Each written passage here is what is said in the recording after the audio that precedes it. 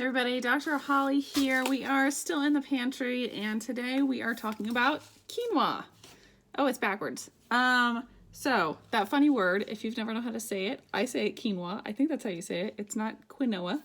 But what is quinoa? So you can see here, a little tiny. It's called a pseudo grain. It's actually a seed.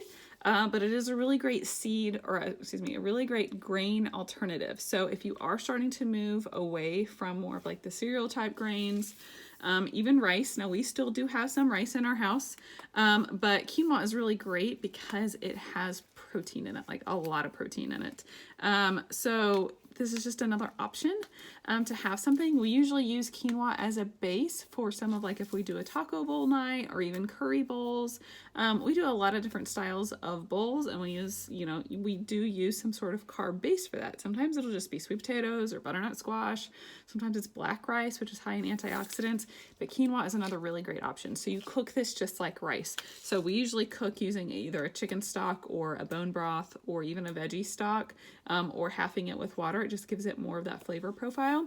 Then seasoning a little bit, and then, just waiting till it fluffs up. You want to make sure it's not sticking to the bottom of the pan, especially if you're using stainless, but then pretty much just leave it alone until it's ready to fluff with a fork, and then it's done. So we buy this huge bag. Let me see how many pounds, 4.5 pounds of quinoa at Costco, of course.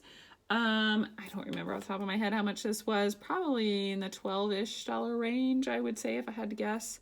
Maybe around 10, but pretty economical. If you go to just like a standard chain grocery store sort of thing, you're probably going to get a little tiny bag of this, like maybe 1 pound for $5 or $6. So it's very economical to buy it in these big quantities.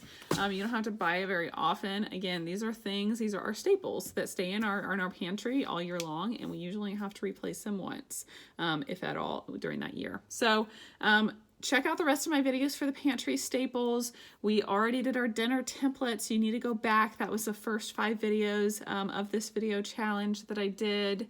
And then we also talked about kitchen gadgets. So you'll find a lot of things, like I'll reference them again. Like just now I referenced that chicken stock. These are really things that we use all the time. So I may have also talked about them when I talked about the Instapot, or may have talked about it when I talked about the dinner templates.